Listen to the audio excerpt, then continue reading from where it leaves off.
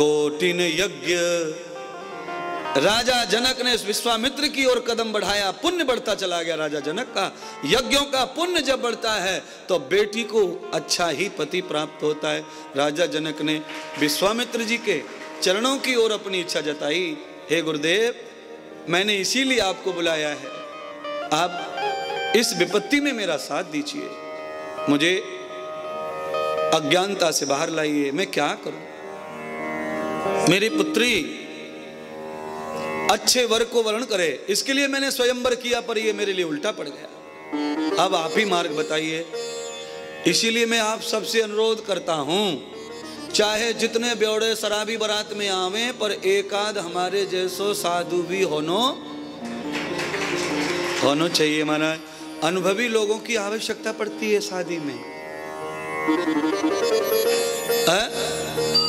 ज्यादा वकील, जज, कलेक्टर इनको भी रखो, पर कुछ अनुभवी लोग भी चाहिए जहां पे आप थोड़ा रो सकें, कुछ काम हो सके। महाराज, जिनकी भगवान श्रवण करते हैं, जिनकी भगवान सुनते हैं, वही ऐसे मौके पे सबसे ज्यादा काम आते हैं। अनुभव का बहुत बड़ा काम है। मैंने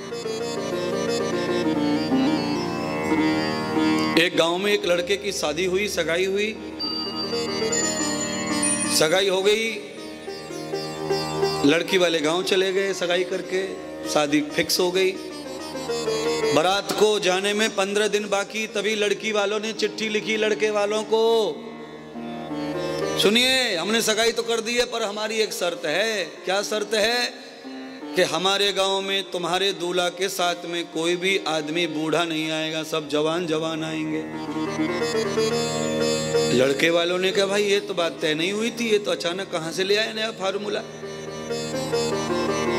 अब तो बड़ा गड़बड़ हो गया। तो चाचा, काका, दादा, नाना, बाबा सब परेशान, शादी में जाने के लिए सब व्याकुल थे और यहाँ तो सब नो एंट्री हो गई। अब क्या करें? एक 99 वर्ष का दूल्हे का नाना, मम्मी का पापा, उसने कहा देखो भाई कोई जाओ मत जाओ पर मुंह को ले चलो, यानी मुझे ले चलो, तुम जाओगे तो इसकी शादी होगी नहीं, क्योंकि लड़की वालों ने पहले चिट्ठी भेज दी है। तो कहा मेरा देखो मैं 99 हो गया, 1 साल 6 महीने और जीऊंगा, आखिरी है बस, आखिरी शादी करवाओ, ब्याह करवाओ, मरते मरते बारात देखना चाहूं। तो कहा कैसे ले जाएंगे, तुम्हारे पीछे छोरा की शादी रुकवा दें? कार की डिग्गी में डाल के ले जाओ, मुझे निकालना मत, गाड़ी में रखना।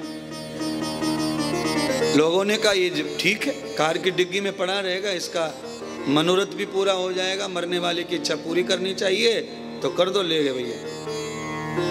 सब जवान जवान 14, 15, 20 साल के, 25 साल के, ये बिगड़े वाले सब मोबाइल टच, पूरी फौज बारात में। महाराज लड़की वाले ने कहा भाई ये शर्त तो मान ली इन्होंने। अब जैसे घोड़े पे दूल्हा बैठा, बैंड बाजा और शोभा यात्रा की तैयार हुई, दूल्हा की निकरोसी हुई, तभी लड़की वालों ने एक नाई भेज के कहा एक और शर्त है। क्या है महाराज? अब तो कहा हमारे गांव में एक नदी बह रही है, उस नदी का पानी सुखा के दूध की नदी बहा दोगे तब हम कन्यादान करेंगे। अब तो सारे जींस वाले मुंह फाड़ के, ये कैसे होएगा भाई, ये होगा कैसे? इतनी नदी को कौन पानी सुखाएगा, कहां से दूध लाएंगे? ये तो हो गया खेल खत्म। क्या करें क्या करें? तो सब लोगों ने कहा भाई बारात वापस ले चलो, अब कुछ नहीं हो सकता। बारात वापस होने लगी, तब लोगों ने कहा अब तो ब्याह हो ही नहीं रहा, तो नाना को काय को मार रहे डिग्गी में, अब तो बाहर निकालो, सारो खेल खत्म है। नाना जी क्यों परेशान, अब निकाल लो बेचारे को, बाहर बिठा के ले चलो सीट पे, अब तो खेल बेकार हो गया। नाना जी ने खिड़की खोली, डिग्गी खोली, बाहर आए। नाना जी ने कहा हो गया ब्याह, दुल्हन किधर है? तो कहा नाना जी ऐसा ऐसा प्रॉब्लम आ गया है। उन्होंने एक और नई शर्त रख दी है, हमारे गांव की नदी में जो पानी बह रहा है उस पानी को सुखा करके दूध की नदी बहा दो, तब जाके ब्याह होगा, अन्यथा नहीं होगा।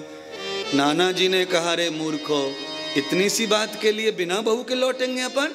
इतनी छोटी बात, चलो मैं देखता हूँ सब नाना जी ने डंडी उठाड़ी अपनी काटी और चल पड़े महाराज। लड़की वालों के पास गए, देखो महाराज आपकी शर्त हमको मंजूर है, पर एक हमारी शर्त है।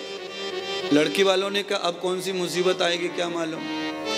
नाना जी ने कहा कि नदी का पानी तुम सुखाओ, दूध की नदी हम बहाएंगे।